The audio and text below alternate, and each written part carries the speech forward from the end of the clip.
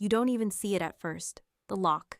You're standing there with your suitcase travel-weary and still half full of cheap airport coffee, trying to fish your keys out of your bag. It's late one of those cold, moonless nights, where every sound feels like it echoes too loud, and you're just hoping to drop your things and collapse onto your bed without a single word. But your key doesn't work. You try again, twist harder, jiggle the handle like it's some kind of mechanical misunderstanding. The lock holds, still. That's when you see it. A small folded note taped over the doorbell. One line, no greeting, no punctuation. We changed all the locks. We no longer consider you family. You stare at it for too long, your hand still gripping the useless key like it could change its mind. It doesn't. Neither does the door. You blink once, twice, waiting for some hidden camera crew to pop out. A joke. A prank. Something that would explain how your mother could put those words to paper without flinching. But no one comes. You knock, softly at first, then louder. Nothing. You pull out your phone and text her. What's going on? No reply. You try your brother, then your sister, then your uncle, who still owes you $2,000 and a reason. Nothing. So you sit on the front step with your luggage. 1 hour, 2. The porch light flickers like it's struggling to decide whose side it's on. And eventually it starts to rain. You sit there soaked to the bone, watching the water pool in the cracks of the walkway. You once helped your dad pour. You remember being 13, holding the shovel wrong, and him laughing so hard he cried. It was the last summer you didn't feel like an outsider. You try not to feel it, the sting, but it's there anyway. Around 2 a.m., you drive to a 24-hour diner. Order pancakes you barely touch. Scroll through old photos out of habit, each one now dressed in a new kind of silence. You don't cry, not here, not yet. But something inside you starts the slow curl into a kind of grief you can't name. By sunrise, you're parked outside a cheap motel. No bags, no toothbrush. Just you, a suitcase, and the kind of exhaustion that goes bone deep. You think they really meant it. And somewhere underneath the shock, the anger, the raw disbelief, is the quiet realization that this wasn't sudden. This was just the first time they said it out loud. You stay in the motel for 3 nights. The carpet smells like old socks and despair. The walls are thin enough to hear the couple next door arguing about a blender, and the vending machine swallows your dollar every single time. But it's shelter, and right now, that's more than your own family offered. You spend most of the first day on your phone, refreshing your messages like someone lost at sea, waiting for a flare. Still nothing, not a single text, not even a passive-aggressive emoji. Eventually, your curiosity wins out. You check your brother's social media. There he is, big grin, standing in front of the house you used to call it home, smiling with your sister, your mother, and her new boyfriend. The caption reads, "Reclaiming peace, moving on as a real family." You zoom in on the background, the front porch, the new locks, the empty flower pots. Your old welcome mat turned upside down. It's not just a message, it's a statement. They didn't just lock you out, they erased you. You start connecting the dots backward. The weird tension at Thanksgiving. Your brother's snide comment at the last birthday gathering. Some people think they're too good for family now. Your mother's increasing distance since you got that promotion. Since you moved into the role your father once held. They'd been circling this moment for months. You just hadn't seen it. Or maybe you did, and you just didn't want to believe blood could spoil so cleanly. You scroll further. There's a post from your sister. Sometimes you have to cut off the infection before it spreads. You laugh, a short, stunned sound that feels like it betrays something in your chest. You try calling again, once, just to see. It rings 3 times, then goes to voicemail. This number is no longer accepting messages. You check your email. Your name's been removed from the shared family calendar, the Netflix account, even the photo album link you created. It's methodical, precise, like a quiet operation to remove you from the narrative. And the worst part? No one's asking where you are. That night, you sit in your car outside the house again. Engine off, lights dimmed, just watching. Through the windows, you see movement, laughter, a dinner party, maybe just leftovers, and low-stakes gossip. You count the silhouettes. There's your mother, your brother, your sister, her fiancé. Even the dog, the one you rescued years ago and left behind when you moved out. They're all there, and you're not even a shadow on the sidewalk. You sleep in the car that night, not out of pride, not out of revenge, just because it feels less lonely than a motel room that doesn't know your name. In the morning, you finally allow yourself the smallest whisper of a thought. Maybe I'm really not part of this anymore. But another thought follows it, louder, sharper. Good, because maybe being cut out is the start of being set free. You don't find out about your father's death from your family. You find out from a notification. One of those cold automatic blasts from a mutual contact you haven't spoken to in years. An old neighbor posting R.I.P. Mr. Morrison. A true patriarch. A photo of your dad in his favorite fishing hat, smiling like he just told a bad joke and got away with it. You read the caption twice, then a third time, and still it doesn't land. Because no one called you, no one texted, not your mother, not your sister, not your brother who used to share bunk beds with you and whisper nonsense jokes until you both laughed yourselves to sleep.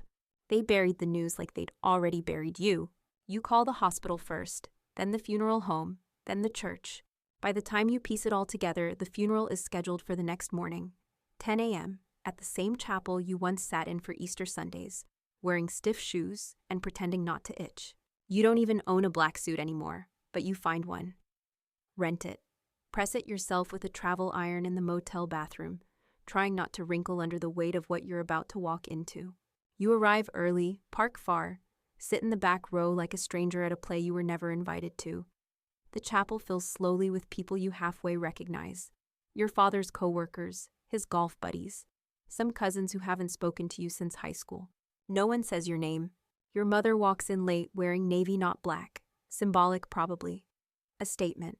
Behind her are your siblings, stoic, shoulders tight, walking like royalty without a kingdom. When your brother sees you, his jaw tenses. He walks over before the service starts, whispering just loud enough to bruise, "You shouldn't be here." You stare at him. He was my father. His mouth curls slightly. That didn't seem to matter before. Before, the word tastes bitter. You glance toward the closed casket. There's a photo beside it. You took it. Summer trip 3 years ago. Your dad holding a fish too small to keep but proud anyway. He would have wanted me here, you say quietly. Your brother's eyes narrow. He didn't mention you in his final days. It's a lie. You know it. You feel it. You don't say another word. You slide back into the pew and stay until the last hymn, until the last flower is placed on the casket, until your hands ache from gripping each other too hard. You don't approach the family section. You don't make a scene. You just wait until everyone leaves, and then you walk up alone. Place your hand on the casket, close your eyes, and say it just once, "I'm still here." You don't expect a sign, but part of you is listening anyway. And for a second you swear, the room doesn't feel so empty. Not because he's there, but because for the first time since they shut the door, you're standing in your truth. No longer begging for a key. The day after the funeral, you don't return to the motel. You drive. No destination, no map, just an aimless stretch of highway and the kind of silence that turns your thoughts into echoes. It's the kind of driving where the white lines blur, and you forget whether the radio is off or just broken. You stop only when your gas light blinks, and even then it feels like a decision someone else is making. You pull over at a roadside diner, the kind with chipped counters and a waitress who calls you sweetheart without looking up. You sit with a cup of coffee and your grief pressed tight between your ribs, pretending to read a menu you won't order from. That's when you remember the call. It had been 3 weeks ago, maybe 4. Your father's voice on the line sounding older than you remembered, but sharper than you expected. "Don't wait for their permission," he'd said. "No greeting, no small talk. You're more than the space they allow you to occupy." You'd laughed nervously. "Everything okay? I just wanted to say I've made some arrangements. For later." Later. He'd paused, in case they forget what family actually means. It had felt cryptic then, heavy with something you didn't want to unpack. You'd brushed it off. You're not dying. Another pause. Everyone's dying, just at different speeds. That was the last time you spoke. And now, in this greasy booth with syrup stains and cracked vinyl, you let the memory stretch its legs and sit beside you. He knew, not just about their coldness, but about the inevitable fracture, the one he couldn't prevent, only prepare for. You finish your coffee and drive back into town. The motel room greets you with that same tired sigh. But waiting for you slid under the door is a letter. No stamp, hand-delivered. You open it slowly. The envelope is thick, the kind used for legal documents. Inside, a letterhead from Callahan and Gray, attorneys at law. A single sentence typed across the top. You are requested to appear for the reading of your father's will. Your attendance is mandatory. Your chest tightens. Mandatory. You sit down hard on the edge of the bed, the air knocked out of you in a slow, confused exhale. They didn't expect you at the funeral, but they can't move forward without you now. There's something poetic about it, something that almost makes you laugh. They changed the locks, declared you erased, and now they have to face you in a room they can't lock. You fold the letter and place it back into the envelope, careful and calm. You don't know what your father left behind. But whatever it is, he wanted you in the room when it's opened. You arrive 10 minutes early to the law office, not because you're eager, but because you want the upper hand, the quiet control of being seated before they walk in. The receptionist offers a tight smile, motions you to the waiting room, and doesn't ask your name. They're expecting you. That alone shifts something in your chest. The office is cold, minimal, full of sharp lines and quiet judgment. Diplomas on the wall. A faint scent of citrus wood polish. You sit in a leather chair that creaks as you lean back, hands folded in your lap, trying not to clench them. At 9:59 a.m., the door swings open.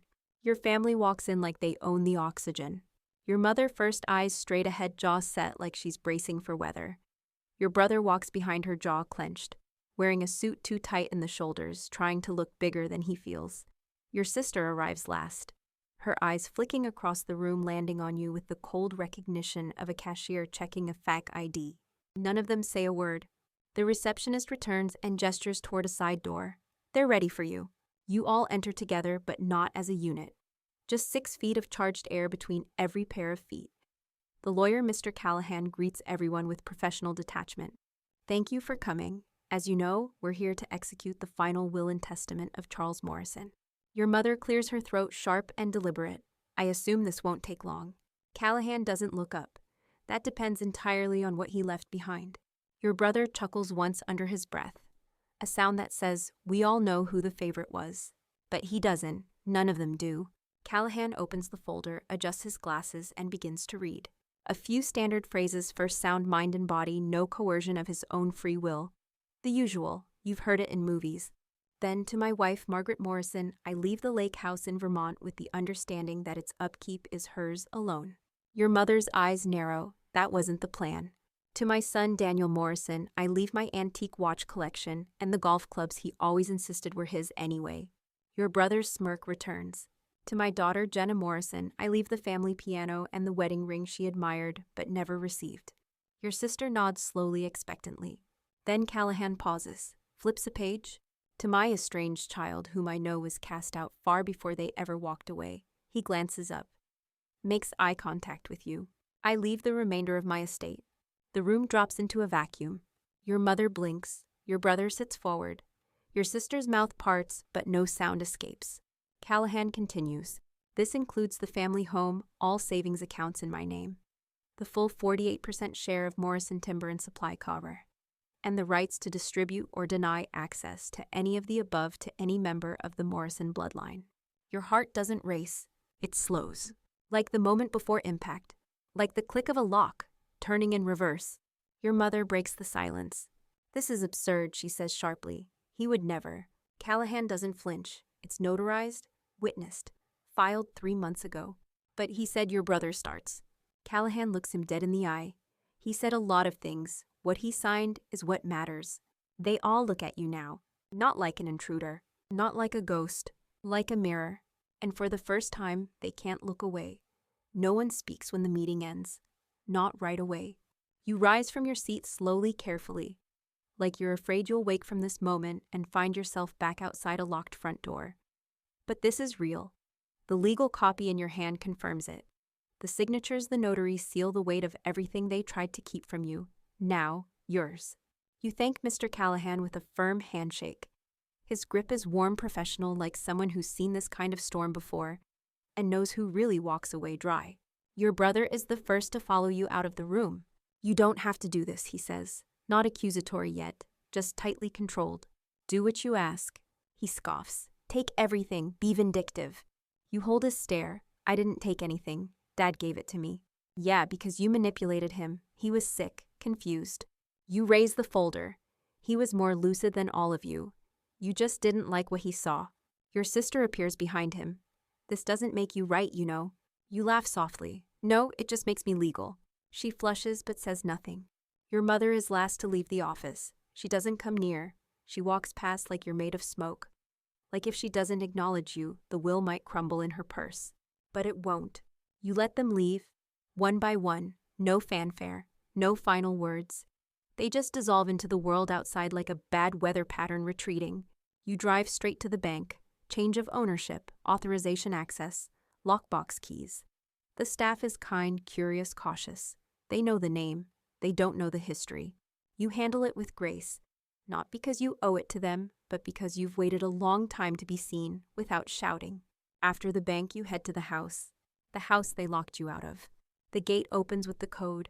You reset it immediately. Then you stand there in the driveway, looking at your own reflection in the window. You don't recognize the person who lived here before, but you know exactly who's stepping through the door now. You unlock the front door yourself, no ceremony. Just a soft click, and a very long, quiet inhale. Everything inside is exactly how they left it. The furniture, the photos, the scent of lemon cleaner and entitlement. You walk through each room like an archaeologist rediscovering your own lost language. You see where your childhood drawings used to hang, the hallway where you overheard that first conversation about how distant you were becoming, the kitchen where no one waited up the night you got your first promotion. You enter your old bedroom. It's been turned into storage, boxes, tools, a treadmill no one uses. They made sure to erase your presence even here. You sit on the edge of the bed that no longer belongs to you, and yet now somehow everything does. It's not about the walls. It's about the silence, how you no longer feel afraid of it. You take out your phone, scroll to your saved messages, find the one that started it all. We changed all the locks. We no longer consider you family. You reread it slowly. Then you delete it. Not as revenge, as reclamation. This home doesn't belong to them anymore. But neither do you. The official transfer happens on a Thursday. Your name appears on the deed, the bank accounts the company shares. It all feels sterile black ink on white paper stamped by people in suits who don't know what it took to get here. But the legality of it is just the tip. What you feel isn't triumph. It's a stillness, the kind that doesn't announce itself but waits settled deep in your spine. You take a walk through the family company that afternoon. Morrison Timber and Supply Co., where your father spent 40 years building something that none of your siblings cared enough to understand. You'd spent summers there as a teen sweeping sawdust and pretending you weren't fascinated by the ledgers in his office. Now that office is yours. The employees recognize you. A few shake your hand. One of the older managers, Ron, stops you at the edge of the mill floor. Your dad used to say you were the only one who asked where the money came from, he tells you. The others just asked when they'd get it. You nod, and for a second your chest tightens. That ache again. The one grief keeps as a spare key. That night you're back at the house. You've changed the locks, of course. A symbolic reversal you didn't announce, just like they didn't. No note on the door. No message sent. But you know they noticed. They all reach out within days. First, it's your sister. A carefully worded email filled with phrases like misunderstanding and high emotions. Then your brother casually texting as if the past year were just a scheduling hiccup. Hey man, can we talk? I think we got off track. And finally your mother, the queen of veiled guilt. I know you've been through a lot. So have we. Maybe we can meet for tea. You don't respond. Not right away. You let them stew in the silence they once served you. But what surprises you most isn't their reaching out. It's what happens next. They begin to beg. Not loudly, not theatrically, but piece by piece. Your sister sends a second message, longer this time. She talks about old memories, Christmases, backyard parties, your shared fear of thunderstorms. A nostalgia grenade, carefully crafted. You read it twice, but your heart doesn't move. Because now you see it, those weren't moments of closeness. They were islands. Tiny pauses between long stretches of exclusion, microfractures, and convenient forgettings. Your brother calls next, leaves a voicemail this time, his voice low, almost reverent. I get it, I do. We handled things badly. We were scared, Mom was scared. You always seemed stronger than the rest of us, like you didn't need us. That one almost lands. Almost. But strength shouldn't be punished with abandonment, and needing space was never the same thing as asking to be erased. You sit with all of it, their sudden softness, their rewrites of history, and you realize you don't want revenge. You want clarity, so you call them all to the house, not as an invitation, as a decision. They arrive together tight-lipped and overdressed, like people arriving at an audition they know they might not survive. You sit at the head of the dining room table, the one where you were once told to let the adults talk. The air is thick with anticipation. You look at each of them, let the silence bloom like thunderclouds. Then finally you say it, "I'm not here to punish you." They relax. "I'm here to tell you, this house, this company, this name, you let it breathe. It's mine now, not because I asked, but because he saw what you refused to." They shift, glance at one another. "I don't owe you access. I don't owe you history. And I'm not interested in rewriting the past so it makes you feel better about the future." Your mother opens her mouth. You raise a hand. "No, I'm not finished." She stops. You lean forward. "If you want to be part of what's next, you don't get to pretend about what came before. That door you closed on me, I'll never forget the sound." And just like that, the begging stops. Because they realize this isn't a performance. It's a reckoning. They don't leave right away. For a while, they just sit there in that dining room, all of them shifting in their chairs, like guests overstaying a party they weren't really invited to. You don't say another word. You let the silence thicken, let them stew in what they refused to hear for years. Eventually, your brother stands up first. He runs a hand through his hair and forces a smile, the kind people wear when their apology's been rejected, and their pride is breaking into shards. "Well," he says, "guess we got our answer." You nod once. "I'm not angry." That confuses him more than any outburst could have. He leaves without saying goodbye. Your sister follows. Her heels click across the hardwood, echoing like punctuation. She pauses in the hallway looking at a photo still hanging above the coat rack, one of the few you didn't take down. The three of you as kids grinning beside a snowman, unaware of how long resentment can ferment. She glances back. "I wasn't always cruel." "No," you say softly, "just complicit." She flinches, doesn't argue. Then she too is gone. That leaves your mother, still seated, still pretending she's the matriarch, even as the walls seem to lean away from her. You study her, the woman who changed the locks, who sent a message so cruel and final that it scorched the words family out of your vocabulary. You didn't even ask why you say your voice even. You didn't ask what happened. You just assumed. She doesn't answer. You believed their version of me because it was easier, because it let you keep things neat. She finally looks at you, then her eyes tired but still defiant. "I didn't know what to do with you anymore. You didn't fit." You nod slowly. "So you threw me out like a wrong piece in a puzzle." Her lips press together. "It was a mistake." "Not a mistake you correct. A choice. You all made it, together, and now I'm making mine." She stands, but there's no elegance to it anymore. Just weight. Just years of unspoken tension catching up to her all at once. "I suppose I'll hear from you when you're ready," she says. You tilt your head. "I suppose not." Her face hardens. "You're really cutting us off." "No," you say, walking her to the door. "You already did that. I'm just choosing not to reattach the cord." She leaves without turning back. And for a long moment, you just stand there at the threshold. Alone, but not abandoned. Alone because you finally chose to be. You go room by room that night. Not to erase the past, but to reset it. You clear drawers. Bag up dusty heirlooms. Take down every family photo where your image was cropped at the edge or blurred in the background. In their place, you frame new memories, photos of your first office postcards, from cities you conquered on your own. The deed to this house in a matte black frame. This isn't vengeance, it's reclamation. And when you hang the last photo, your father sitting at the company office with his hand resting on the empty chair beside him, you finally allow yourself to breathe. Not because it's over, but because it finally started. On your terms. You wake the next morning to sunlight falling across the floor like it's finally on your side. No dreams, no cold sweats, just quiet. The kind you don't question because it's earned. The house smells like coffee now, not ghosts. You brewed it yourself strong and steady. There's no clatter of someone else's schedule. No passive-aggressive footsteps stomping down the hall. Just your breath, your space, your story, finally unfolding without someone else holding the pen. You spend the morning outside pruning the hedges your brother let overgrow, sweeping the porch where your sister once stood and told you to get over yourself, wiping down the windows your mother used to claim you never saw through clearly. One pane at a time, the view sharpens. You don't even flinch when your phone buzzes. Another message from your mother. "We know this is hard, but this doesn't feel like you." You chuckle, out loud. Because that's the funny thing, they never knew you. They only ever saw the shape of what they wanted you to be. Quiet when they needed space, helpful when they needed favor, invisible when they needed someone to blame. Now you're none of those things. You reply with a single word, good. Later that day, you visit the company again. It's different this time.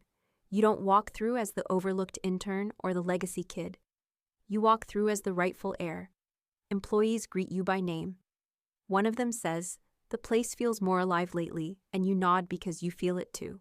In your father's old office, you clear the last of his things, not out of spite, but respect. You box them carefully, his mug, his framed quote, "Legacy isn't given, it's earned." You hang a new frame next to it, a blank page. Because that's what you have now, a fresh start. On the drive home, you pass the cafe where your family used to meet every Sunday. You slow the car out of habit, glance inside. They're not there. Maybe they stopped going. Maybe they changed rituals once they lost their center. Or maybe they're still there, just smaller, quieter, unsure how to exist in a world where you have the final say. You pull into the driveway and sit with the engine running for a moment. Then you cut it. Because you're not running anymore. Inside, you light a candle, not for mourning, for marking. The end of what was. The beginning of what you build now. This house is no longer a museum to what you lost. It's a blueprint. And every step you take inside it is proof that you were never the problem. You were the foundation they were too blind to recognize. Until it was too late. You don't host a party. You don't announce the inheritance. You don't post about the house or the company or the reversal of fate. You just live. Quietly, deliberately, without needing to explain why you're still standing. The town knows, of course. News like this doesn't stay secret. Small circles, familiar last names. The way people at the grocery store glance a little longer or nod with a hesitation that wasn't there before. Not fear, not awe, just correction. You're no longer the sibling they whispered about. You're the one they now realize was always paying attention. One evening, a knock comes. You open the door and find your aunt standing there, wringing her hands, looking like she stepped out of a memory that didn't age well. She doesn't greet you with a smile. She just says, "I didn't know they did that to you." You hold the door frame, leaning casually. They didn't do it suddenly, just finally. She nods, then offers a tin of cookies you used to get every holiday until they forgot you in the group text. You don't take them, not out of cruelty, out of clarity. She leaves them on the step and walks away without another word. You donate the cookies the next morning. That weekend, you pull the company records from the last 5 years and start redesigning its structure. Fair wages, better benefits, transparency that your father valued but couldn't always maintain. You keep the name not because it matters, but because it doesn't own you anymore. You sit in the boardroom one day and think this was the seat they didn't think I'd earn. But it wasn't about earning, it was about remembering that you always belonged, just not on their terms. Weeks go by. The calls slow, the apologies thin, the guilt fades into silence. You welcome the stillness like an old friend. Because stillness means space, and space means freedom. Then one morning you hang a small plaque by the front door. Nothing fancy, just one line etched in wood. Do not disturb, peace is finally home. And for the first time in your life, you believe it. Not because you fought to be heard, but because you stopped trying to be understood, and chose instead to simply be whole. The days grow softer now, like the sunlight filtering through the blinds in the early morning, gentle, unhurried, patient. You don't rush to fill the silence anymore. You let it settle around you like a quiet friend who's waited too long to be welcomed. You think back to the moment you stood outside that locked door, soaked in rain, and wondered if you were still part of something. Now you know that belonging isn't about keys or walls. It's about the space you give yourself to breathe, to grow, to simply be. The house feels different in the quiet. Not empty, not hollow, just open. Like it's been waiting for you to claim it, not as a prize, but as a home. You trace your fingers along the worn wood of the banister, the surface smooth where your father's hands once rested, and feel a connection that doesn't demand perfection. You light candles in the evenings, soft flames flickering against the shadows. Reminders that light can live even in the darkest corners. Sometimes you sit for hours just listening to the hum of the world, outside the distant laughter of children, the rustling leaves. And when your phone buzzes with another message from your mother or siblings, you don't answer right away. You let the silence between messages grow, honoring the space you fought so hard to create. Because some nights just lying still and breathing softly is enough to return home to yourself. And that finally is where you belong.